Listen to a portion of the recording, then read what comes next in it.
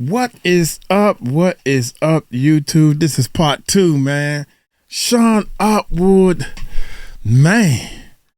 Dude, if you ain't seen part 1, go check that thing out, man. Oh my God, man. I pray for Uncle Mike. I got a kidney stone and it has been flaring up these last couple of days. So I'm about to get on a plane, baby. Great fly to the other side of the world. Oh, man, we've been waiting on this day. I changed my flight for no reason. God dang it. But anyway, waste of money. But hey, y'all hit that subscribe button. Hit that bell. Hollywood gay bar DJ exposes Diddy and the A-list. DJ Emile. Without any further ado, y'all hit that subscribe button. Hit that bell. Let's check this bad boy out, man. It's part 2. Let's go. Here we go. Probably a good idea. Oh, I forgot to get back to Simon Cowell. Thank you for the reminder, Tracy. Simon Cowell, we're supposed to be getting back to. Yeah, what are we saying about Simon Cowell? Once he switched. I think I sent you that whole thing on the buffet. But you know what? You being in the UK, I want to talk to you about that. Okay. Yeah. Let's talk about the guy from Top of the Pops. Jimmy Savile. I've written a book about him called Untouchable Jimmy Savile. When was this? So that came out a year ago, and I wrote. As I'm talking to you, I realize I don't know anything about you. I'm so sorry. I have no clue. That's crazy. Hey guys, Uncle Mike here with big news. YouTube has changed my life, and now it's your turn. See, Uncle Mike was tired of being broke after every payday. So I decided to do something about it. So I invested over about $9,000 in YouTube courses and online coaching. Man, I was determined to change. But guess what? None of these systems gave me the one-on-one coaching that I needed. So I created my own YouTube course with the help that you need to make sure that you succeed. If you're ready to learn and you're not afraid to put in the work, you too can make a real change. Sign up now and Uncle Mike will send you the 4 videos that got me started. 100% free. Click the word more below and look for our YouTube growth system. That's our course. Now, let's get back to this video. I've written 17 books, including a book called Who Killed Epstein? Oh my goodness. Go back to the let's get into the Savile. Go back to Savile. Yeah. What questions you have about Savile? Man, tell me. I really you must have been sick to your stomach and just, what are you talking about? You're asking me about royals and you're talking about Jimmy Savile. You wrote that book. What do you mean? So Savile had a weekly lunch club for the cops where he was based in Leeds. And if a complaint came in about him anywhere in the country, the protocol back then was the cops, whatever jurisdiction they were in, had to contact the cop in Leeds that was going to Savile's lunch club. So all the complaints were just trashed. He got away with things for decades. He was best friends with Thatcher, and he was best friends with the PM and half the MPs. I still, you're talking to me about conspiracies. The UK I don't understand how they just buried that. That's just wild to me. I don't, and then he was in charge of a school for deaf children that he would just go in and out of, and no one said a thing.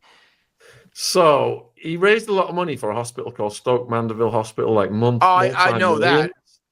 So when he did things to people, the nurses would say things like, "That's just Jimmy, don't tell anyone, we'll all just lose our jobs. Stop raising the money for us." That was the culture back then. That's how we got away with this. Was pre-internet. He wouldn't have lasted 2 minutes with people posting things online. There was a point where he's in his Rolls Royce with a teenage girl, and a cop comes and knocks on the window and says to the girl, "Are you all right?" And he's like, "Oh, Jimmy, what are you doing, Jimmy?" And Jimmy says, "She turns 16 at midnight. I'm just waiting for the clock to tick. And now you can F off if you don't want to lose your job and leave us to it." And basically the cop went back to the cop shop and they said, "Yeah, that's Jimmy Savile. if you want to lose your job and get all of us in trouble, you can file that complaint, but we suggest you forget that ever happened. Wow. That was the attitude back then. I mean, but again, we talk about like this is what I appreciate your podcast, and that's like crazy, man. Every conspiracy has some truth to it, right? And you've written these books, and you understand the cover up is legit, and now that there's what concerns me is all this like fake news and all of this AI stuff that can literally swing it the other way. Do you know what I mean? And that they can put up these posts to just get the attention away from the actual subject itself. Do you know what I mean? But Savile got away with it for years. And it was out in the open. And I also, this is tragic because I love DJ Hell. I love him. But if you watch the video from P. Diddy and DJ Hell, that should just give you an idea of what. Right. Do you want the viewers are asking? Shit, everybody's so secretive. I mean, that's a. If you watch the video with Diddy and the DJ, whatever the name he said, what would we see? Give us a overview of, you know, I can't understand this, man. You ain't giving us any. No, watch this. I love him. But if you watch the video, Diddy and DJ Hell, that should just give you an idea of what.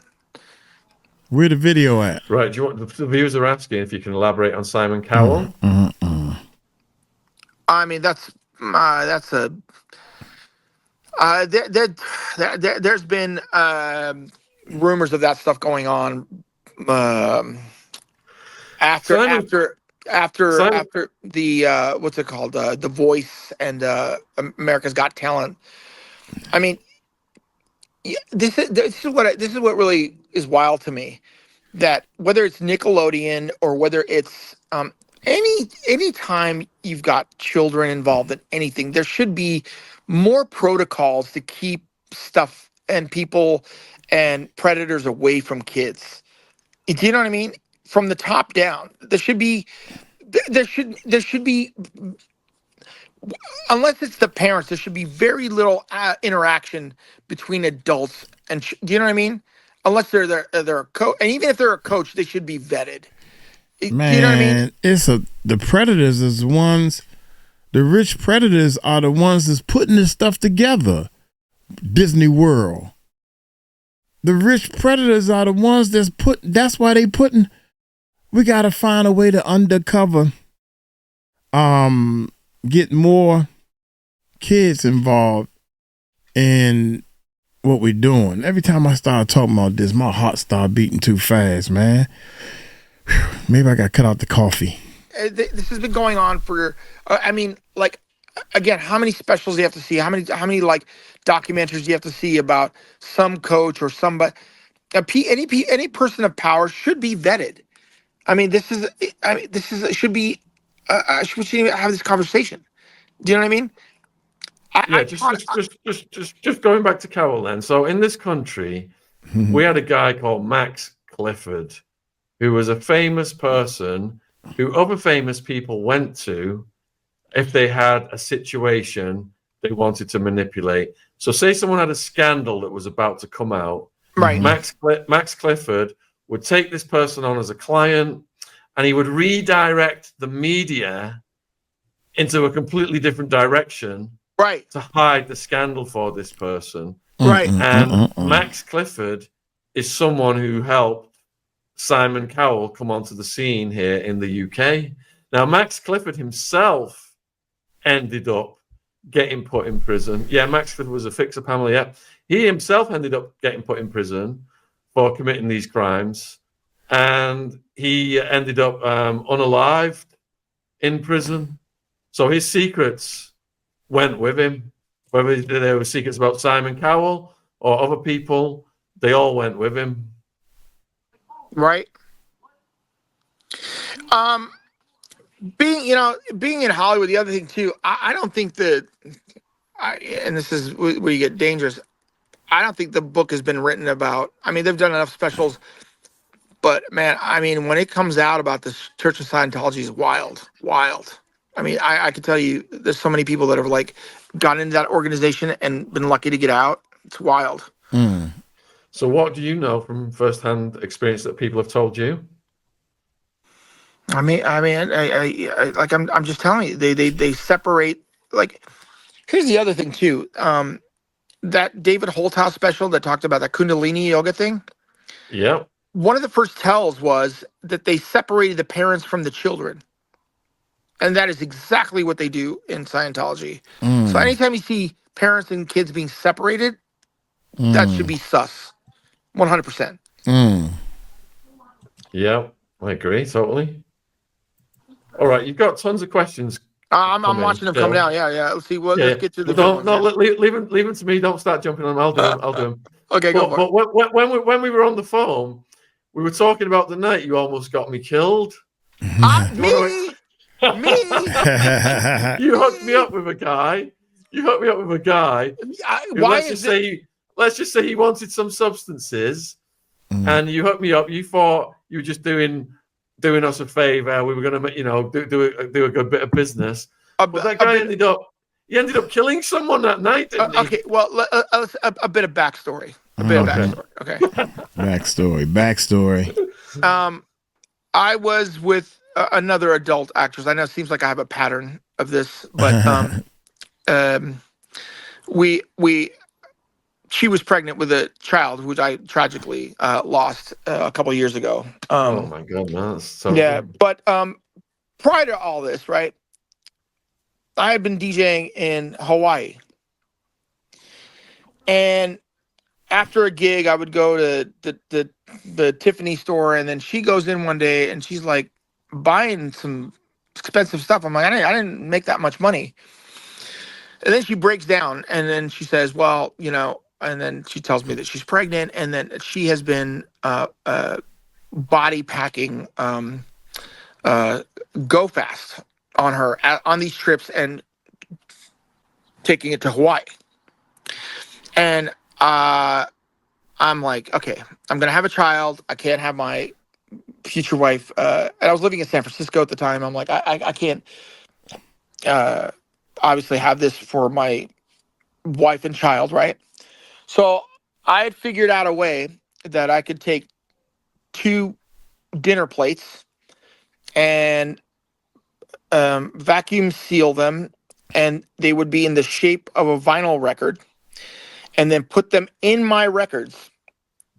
And then I would fly and take about 2 or 3 pounds of the stuff over there, make a couple of, $10,000-$20,000, right? And that went on for about a year. And then I finally said, and I'm not like, I'm playing with fire. I'm like, I can't keep, obviously doing this.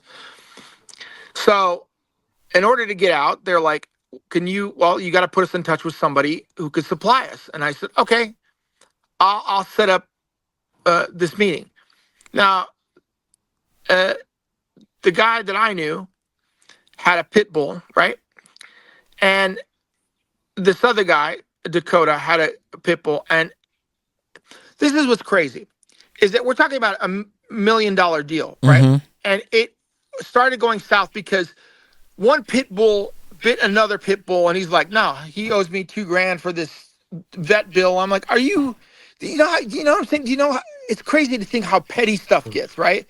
I'm like, you're talking about it. I'll pay for it. He goes, no, you're not going to pay. He's going to pay for my stitches and my pit bull. And I'm like, okay, just forget. He goes, I don't want to have anything to do with it. So I say, look, so this Dakota guy, this was going to be a great deal. I put him in touch with you.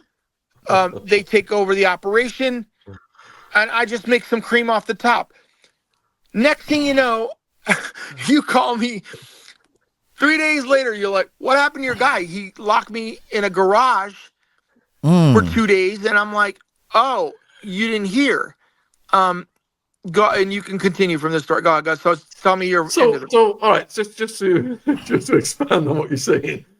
So Emile had these guys who were doing this deal, an illegal deal that fell through, and I was brought in to redirect the deal to some other parties, let's say. And these were all serious people. Serious So I go off with this guy that Emile introduced me to, and he takes me to this house.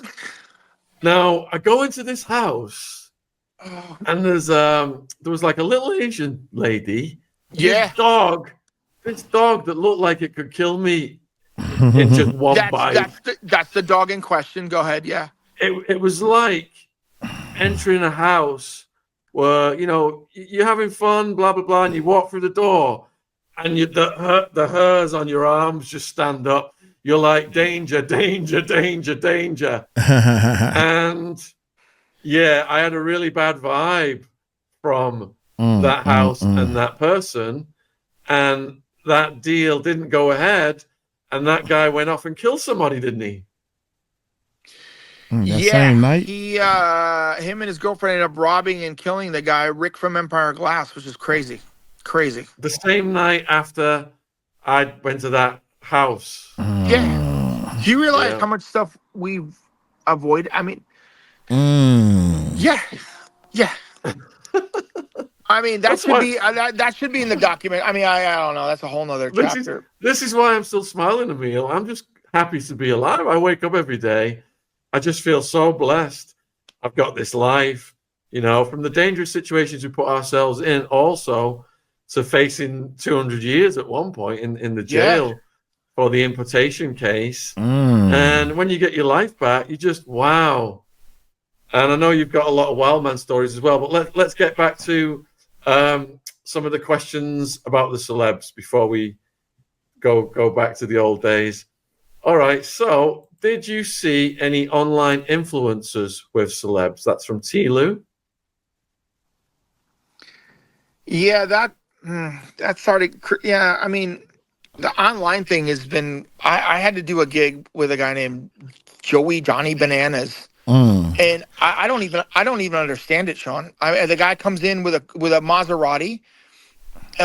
He gets on stage, plays a song on his phone, and goes yip, and then selfie. Then the whole gig was he was gonna pick his friend of the week, which guaranteed you 10,000 followers. And the place was packed, like 800,000 people. He picks the person, and then he's gone. And then I'm left to play music for 2.5 hours. And I don't, you know, I mean, I saw a lot of, but they were genuinely cool people. I met, what's the guy that was kidnapped, that got his ear cut off? Family. Not Hearst. Is it not Hearst? Really. Got to go look it up. Yeah. I think I know what you mean, but I can't remember. I hung out with that guy. He was cool. He was just an alcoholic, and look, money corrupts people, man. I mean, and I'm kind of like the people are saying, well, why can't I say? Like when I worked in the rehab industry, I mean, you would not believe the kind of people that would come in week to week, and you sign NDAs, you can't really say anything. And I'm glad those people have gotten help, but the thing about the Hollywood and the music industry, it's like you have to deal with people's egos first of all, right? And there's a lot of power and a lot of like influence that comes over, but then have to deal with people's like, garbage. You know what I mean? Like that comes along with it. Like that shouldn't have to. And people go, oh well, that's just part of the industry. That shouldn't have to be part of the industry. And I'm actually glad now that it's all gone to streaming and now TikTok's done. I don't know how that's going to work, but I'm really glad that it's changed because. Like you said, the fact that these gatekeepers, like, you're talking about Clive Davis, that's all gone now. There's no more labels. So you're going to have to look for, I'm really concerned about some of these YouTube influencers because. All right. So I'm sorry, keep going. Because I think that there's there's a face that you show the public, and then there's your private face. And I think a lot of these YouTube influencers have put on such a front. I mean, I see all of them crumbling. It's they should just be honest and open about their lives. I mean, honesty is probably the best policy. Wait a minute. I mean, it's helped you in your life. Wait a minute, man. Wait a minute. You talking all this? Woosah, Mike. Woosah. YouTubers have started because of Hollywood, and actors are the ones that had the two faces. You meet somebody, even some type of celebrity, and then when you meet them, they got a stuck-up attitude. What you talking about? YouTubers, a lot of you that happens in every situation. The majority of the YouTubers I met are cool people, laid back, because we know what it feels like for somebody to be two-faced. Y'all come meet Uncle Mike. Should I be on the phone with y'all? Don't give your phone number out. Why not? It's my number. I do what the heck I want to do with it. And talk to people. I talk to people on the phone. I put my clothes on just like the next person, man. What you talking about? Face that you show the public, and then there's a. What is you talking about? You talking about the wrong group of people. To look for. I'm really concerned about some of these YouTube influencers. I'm concerned about these YouTube influencers. We concerned about these actors and artists and Puffy. You talking about YouTubers? Look for 30 years what Puffy did. Denzel Washington and Busta Rhymes is got some sugar in his tank. Y'all been hiding for a long time. What is you talking about? Oh, here we go. All right, so I'm sorry. Keep going. No, because I think that there's a face that you show the public, and then there's your private face. And I think a lot of these YouTube influencers have put on such a front. I mean, I see all of them crumbling. They should just be honest and open about their lives. The ones that put on the front are the ones that's crumbling. The ones that put that front on are the ones that's crumbling. Yep, you're right. You're right. I mean, honesty is probably the best policy. I mean, it's helped you in your life, helped me in my life. You know, I'm not gonna. You know, it's one like if I'm thinking about running for office in a couple of years, and people are like, "Oh, aren't you?" Like I just see you smiling, but people are like, "Well, aren't you concerned?" I mean, what are they going to ask me? What are they going to say? What are they going to show? I mean, like, okay. You know? No, I don't know. You got a follow-on question. So if you're tuning in now and you didn't see what he said about Ash, Kutcher earlier and Masterson, go back and watch that because it's fascinating. So I will get you that contact, and if you that you're going to have to do some work to get her to come on, but she's a big one. She's a big one. Yeah. So Gina wants to know if Kutcher took responsibility for his date that was unalived. No. And can I tell you something else that really when my friend Jessica passed, as with any of my friends. Jessica passed? Yes.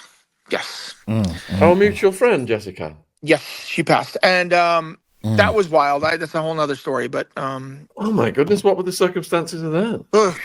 You want to go deep dive. She was actually, we found out later, she was staying in the Jackson home, which I always got bad vibes about that house. Which Jackson home? The Jackson home in right there in what's it called? North Hollywood. Yeah, right there. Well, yeah, I guess they owned it. The Jackson family lived there for a minute, and yeah, I had been in Montana doing a studio install and party, and I got back and I guess her husband had found her, but it looks like she might have. Who was she staying with? By herself. And you know, the police never. That was wild because you know, even people in the adult industry like didn't want to. Anytime an adult actress dies of substances or alleged substances or any, like, they just want to distance themselves altogether. And she was the first Hustler girl. She was the first. Do you know what I mean? She was like the first. She'd won every AVN award. She was like one of the original adult actresses, and they just basically brushed her aside like nothing happened.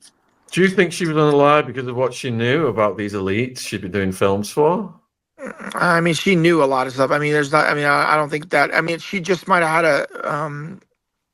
a seizure. I never got. I just found it fascinating. The cops never interviewed me at all, or talked to me about it. There's just like, you know, another. And by the way, a lot of adult actresses have died ever since fentanyl. Like a lot of adult actresses have passed away. And they all have. God. I'm sorry. Keep going. Keep going. But back to what I was saying. I think that like they are a lot of. I was thinking about that girl. I mean, you're gonna have to do some work to get her on, but she's gonna be huge. She'll tell you everything. The Masterson survivor. So a lot of people are asking you about Courtney Love and Kurt Cobain. And with Kurt Cobain, what, you know, we say unalived. What happened to him? He was unalived. I think he was just surrounded by a bunch of junkies. That's what it was. I think that they either gave him a hot dose, or I mean, there's been plenty of interviews about, you know, when you're surrounding yourself with people that are like still actively using, that happens, you know. And there was a lot to benefit from that. I mean, do you remember that DJ Jamie J? No. That's it. I mean, there's all kinds of. I mean, someone had, according to someone had like dropped him off in front of the hospital, and he had overdosed, and like it's wild. I mean, it's, you know. Mr. S is wondering what you know about River Phoenix and the family and any other connections. I went to school. I think I went to school with Joaquin and over in La Crescenta. But that family. I mean, what's really sad about the Viper Room is that it'll always be known as the place where River Phoenix died. But that place was great. That place was great. I think it was awesome because, you know, people could be themselves, you know, and there wasn't a lot of, you know, there was not a lot of scrutiny back then, but it was all innocent back then. It was just, you know, people doing blow and what, you know, I mean, I don't want to say innocent, but compared to now, obviously. So Tracy's asking, any info on Angelina Jolie or Madonna? Madonna. I mean, what is this? I mean, Jolie's what I found really sad is that like their daughter Shiloh took Brad Pitt's name off of her last. She doesn't want his last name, and here's what's even crazier: she doesn't want the last name Voight or Jolie either. So what does that tell you? Wow. Yeah, what does it tell us? It's all connected, you know. Like LMFAO is Barry Gordy's grandchildren. You know, you know what? I'll tell you something that's never sat right with me. You know what? I'll give you something. Okay.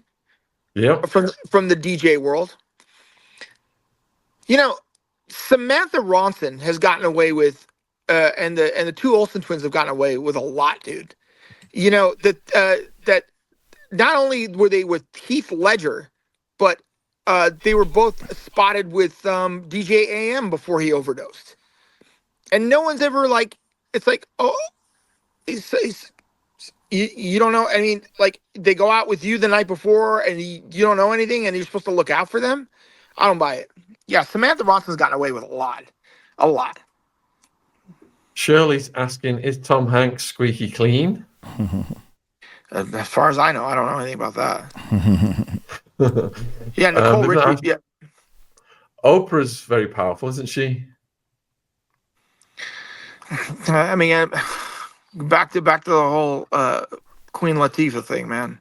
You know, I mean, if she's with Gail, who cares? But I mean, I guess at that level, you can't. So Whatever. Robert's wondering whether any of the three-letter agencies back some of these clubs to attract people they think will be useful. Well, one of the biggest robberies that ever happened, and I will tell you, it's like one of those things where you don't even. It's not like they're going to hire me at any time, but look, the pandemic caused a lot of people to go bankrupt, and Live Nation bought all of these clubs for pennies on the dollar. Mm. Do you know what I mean? Really? And if you want to look into artist management, Live Nation, huge.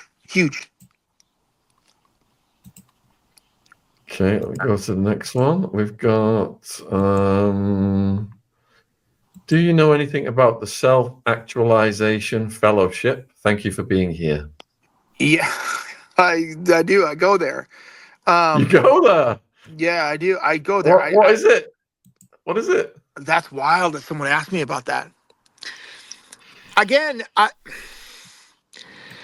it's such a great place. You go meditate, and I'd like to know. I mean, I hope it doesn't turn out like these other Kundalini yoga places. It would be tragic to me, but I'm sure there is. What are they? Who's behind it? It's a lot of people. I mean, there's one in Malibu. There's one here in Phoenix. They're all over the place. The self So you think- he's a liar. Yeah, I mean, I could be. You're getting asked about Jennifer Aniston. I mean, she used to be at the Viper Room too. I mean, everyone's, that was cool. Anna Nicole Smith. Oh, what a tragedy. What a tragedy. She was super. I mean, they just used her up, man. So sad. And she was surrounded, and that's the thing about this. You got to look at the people that you surround yourself with are what caused your downfall. I mean, you got to surround yourself with people like, I love having my family around. They'll tell me like you're out of your mind, or this is not good for you. It's not a good look for you. You know what I mean? You got to have people that are willing to step up to you and say, listen, this is not good. Mm-hmm. And be able to say like some things are morally wrong, man. You getting asked if you ever played at a gig that you had to sign an NDA for. Plenty. So does that mean gotta tell you, not the actual gig, but usually the after party 100%. So does that mean legally you would never be able to talk about those parties? That's bull. No, not until it comes out. No, that's bull. Not until something came out. It will. I mean, it will. I mean, it's just a matter of like, but again, people should be able to do and sleep with whoever they want to. That's not the problem. Do you know what I mean? That clearly people can do whatever they want. Yeah. They want to have threesomes, they want to swing. That's not the problem. It's when you're abusing your power and your money to obtain these kinds of things, Yeah, or if they're doing stuff to kids. All right, so Montana 9, have you done any collabs? If so, which artist or DJ was your favorite? Oof. Obviously Z-Trip. I mean, we did this thing called Bomb Shelter, which would not have even gotten off the ground if it wasn't for your lovely financing. Yeah, tell them about the Bomb Shelter, what that was. It was great. It was me, Z-Trip, and Radar, and it came up with a concept of when I was in Beirut, and I figured out as a young child that people got along in the bomb shelter.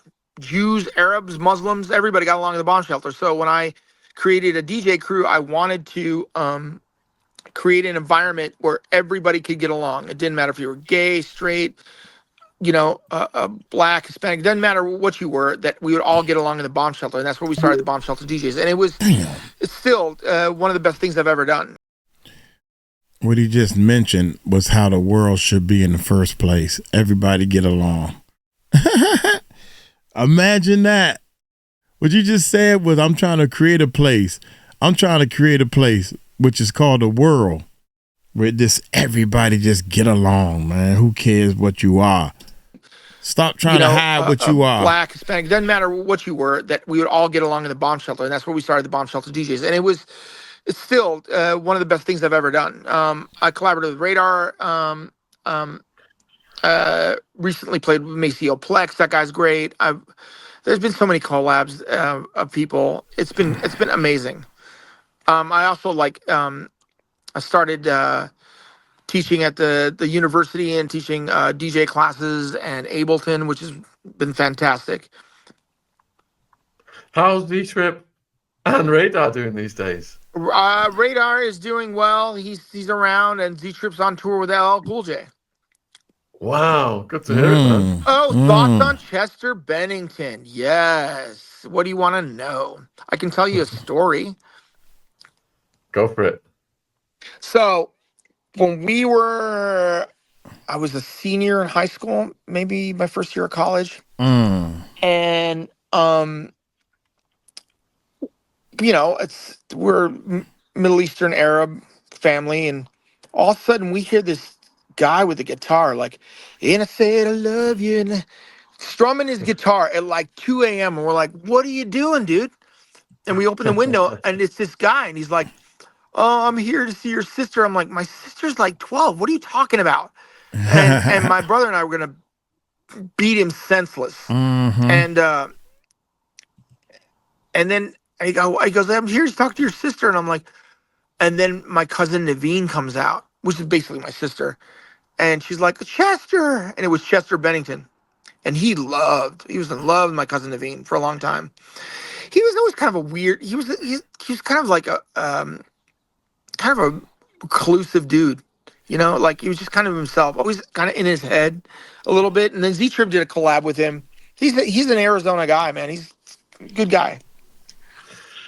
Did you ever play with Sasha back in the day? That's from Rosie. Sasha and Digweed did come to shout out Rosie. I saw them in San Francisco. You don't understand what a big deal Sasha and Digweed were back in the day. In San Francisco, they would close off the street for Sasha. I mean, he was amazing. Do you know our friend Gigi Aaron had passed too? No. Gigi. Oh man. What are your thoughts on Usha and Pink wiping their Instagrams when Diddy got locked up? Usha. I think, like I said, I think this is all 𝗗𝗢𝗡, man. I think that he recorded a lot of stuff that went on, and people were on E and doing things, and especially at the white parties. The white parties with Hamptons were, But I guess that's what. God. Going back to Corey, Benny wants to know your thoughts on Joel Schumacher. What's up with Joel Schumacher? Yeah, if he's might create some problems, that one actually. Perhaps we should. Yeah. All right. Let's have a look. Any information about Lady Gaga's physical victimization by a producer? Oh, I believe that. She used to be. I first heard of her when she was actually working at a strip club called what's it called? Scores in New York. And she would hang out with a bunch of drag queens, and that's how she got her look. And she actually modeled the Missing Persons, Dale Bozio. She got a lot of her stuff from that. So Honeybird's asking about Isaac Cappy, which is another Arizona story that I've covered years ago. Isaac Cappy.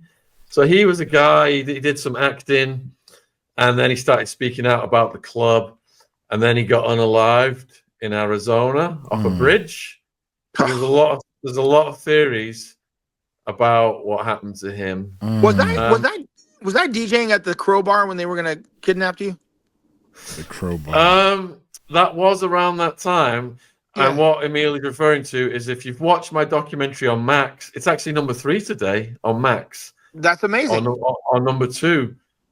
Sammy the Bull's son, Gerard, talks about the night he was going to kidnap me from a gay bar called the Crowbar, where I was at with Wildman and my friends. And we left, and they just arrived after we left. But you were a regular there too, weren't you? Me and RC Lair. I actually have a recording from that night. It was actually a really good set. Yeah, Sunday nights, wasn't it? Yeah. Yeah, I remember that. I mean, like I said, I just, I want to before we end it, I really want to go back to what I said originally and what you were saying. Like, there are so many positives in the scene. Mm-hmm. And we just got to weed out all the negative stuff. Do you know what I mean? Because you ever think about that? Like, if we just manage to get people, that's one thing that drives me absolutely nuts about radio. It makes absolutely no sense. Do you know what I mean? Arizona has the Walter Cronkite, Edward R. Murrow School of Broadcast Journalism, but they have an AM station. Okay. And you're playing like a Fleetwood Mac and I don't know, Journey 24/7. And you got billions of people listening to electronic dance music. And you got some guy named Mikey Louise at 5:00. Why is this dude on? Why are you? And they're like, it's about money. It's not about money. Because if it was about money, you'd be playing what the people are going to festivals, paying $1,500 a ticket to going to Coachella every week and going to these festivals playing hundreds of dollars when you could be playing this music on the radio. I mean, you want to talk about a conspiracy? Talk about radio and why they won't play electronic dance music on the radio when they're literally bankrupted themselves to a point where they're like, oh, their format doesn't work, hasn't worked, right? But they still refuse to put anybody on the radio. Never even got a clue. Like, it's like with Howard Stern, okay, or Joe Rogan. Either talk a lot, right, or shut up and play music. It makes no sense why radio's like every community college has an FM transmitter. You could start a college radio network across this nation, where kids could be like, I do production classes. They should be able to produce music and play it on an FM transmitter, hear their music over the transmitter, which, by the way, every car has a radio. Radio is available to everybody. It's a public service. That radio stations were built so that the public could use it. I've asked them to use it from 1:00 at 6 a.m. Their throwaway time, they refuse to let me on the radio. I am begging them to give me an hour to talk and play music. They've never, and by the way, not just me, not Z-Trip, not Radar, not Eddie Amador, not Pete Salas, not a single DJ is qualified to be on the radio here. Explain that to me. It's pathetic. But it's interesting that you just touched on Fleetwood Mac, because we used to supply Stevie Nicks. Oh, for sure. I've seen her wearing her. She was in the Slope. Yeah. Yeah, I remember. I've been to her house at the Slope. Yeah. Dalt wants to know: is there still a market for club DJs these days? I mean, no. 30-second clip DJs are actual DJs. When I play vinyl, DJs literally these young kids will look at me like I'm performing sorcery. Right. And they're just like, how are you doing that? It's like, again, I'm not here to tell people what's right or wrong. You can do whatever. It's just like when you go to a restaurant, whether they steam the vegetables or grilled them, as long as they taste good. I don't care what you do. But the point being is, like, so is that a yes or a no? This movement, these festivals and everything that we're doing should be used as a political movement, as a way to move society forward. Can you imagine if you had a person like running for office Like, you should be going to these events like Coachella and being able to register people to vote and getting people involved in politics, not just partying, and just being there. Like, you would have, I mean, can you imagine there's like 100,000 people at Coachella? I mean, either Kamala or Trump went to one of these. They should be the, by the way, that's the core of this country. Like, if you go to a festival, you will see the reality of this country. It's not like, right, it's people, you know, there for something, you know, that don't care about your politics or whatever. They're into the music. And that movement of people has never been actualized into civics or being involved in their own policies and government. It's wild to me. Do you know what I mean? Thoughts on Avicii? Yeah. I mean, look, I'm going to tell you this. I'm about to watch his show on Netflix. There's some kind of documentary about him. I'm about to tell you this. There's a reason he went to Oman. Okay. There's been, listen, I've been sober probably a couple of years now, right?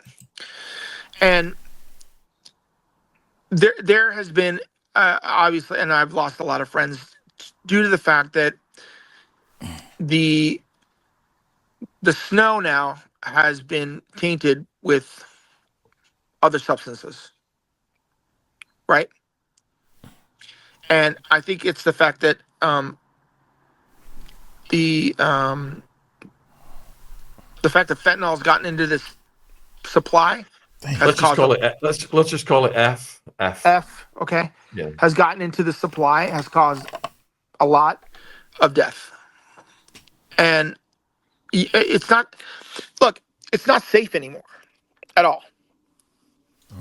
And I actually do a stand-up bit about this, where I was going through my old record bag and I found a little bit of something. 10 years ago, that would have been like, woo, right? Now that's a packet of death. So it's like, you can't. It's completely changed. I mean, you see it on the streets, and Kaz is wondering if you know things that could get you unalived.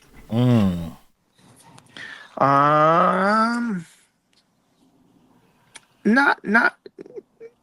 Yeah. I thought that was going to be a yeah. That gotta be a yeah. I mean, but whatever. Emile, we've been up for almost 2 hours, my friend. Is there anything you'd like to... That flew by. Is there anything you'd like to say to the viewers in conclusion? And thank you for answering all these questions. I mean, I just want to say this about you, Sean. I am so proud of you. And you're writing all these books. I would love to collab with you someday. You know, your original reason for getting into the scene, because you love the music, that you should always remind people of that. It's like, it should always be about the music, right? And never, you know, like you said, you still love going out to shows. You know, that's one of the greatest things, contributions that you ever made, is that you were a believer and you believed in the scene and believed us as DJs. And I want to thank you for all your contributions. Thank you so much, man. I really. Oh, look, thank you for being my friend and all the wild and exciting times you had with Wild Man. Here's a final question. Is there anywhere we can listen to some of your old music? Absolutely. At DJ ain't his Emile mate. I am, and at Mixcloud, Bomb Shelter DJ Emile. All right, we'll get those links off you and we'll get them into the description box. Story about a DJ who's offered a record deal by a group of orphans Jewish men at a house party. He turned it down, now denies it. Haven't witnesses' thoughts about why he denies. Do you know anything about that? What is it? Story about a DJ who was offered a record deal by a group of Orthodox Jewish men at a house party. He turned it down and now denies it ever happened, but there are witnesses. Thoughts about why he denied? That's too cryptic. Thanks for the super chat. It's too cryptic. Yeah, that's too cryptic. Okay, right. Right, that's crazy. That was a crazy question. Forever. Right. A DJ Emile, turned links it in the down. description box. Please support his work. We will be back tomorrow with more content. I will give you that girl's information later this week. I'll talk to her. That would be amazing if we get the Masterson Survivor on. So wherever you are in the world watching this, thank you for tuning in. Thank you for all your questions and comments. Much love and respect, and have a great night. And cheers, man. Most definitely, man. I think that, man, sometimes it's hard to interview somebody. You know, that's your friend. Y'all did some things together. Then all the way at the end, I kept saying, why in the world is this going down like this? Come find out he's a recovering addict. So that's probably why he talking like that. I don't know. Anyway, they brought up some great points, but did we get any information out of them? I don't think so. Y'all let me know. But great interview. And I was wondering, basically what he's saying is Diddy used to visit a lot of, he was a DJ at a lot of gay clubs. I'm trying to think if it's okay to say the word gay. I mean, it's okay for me to say it, but do YouTube get mad at it? I gotta remember what words YouTube get mad at. But anyway, hey, y'all leave y'all thoughts in the comments and all that good stuff. I'm gonna get on up out of here. Y'all take it light, take it slow. Tell them Uncle Mike told you so. Peace out. One day I'm gonna leave.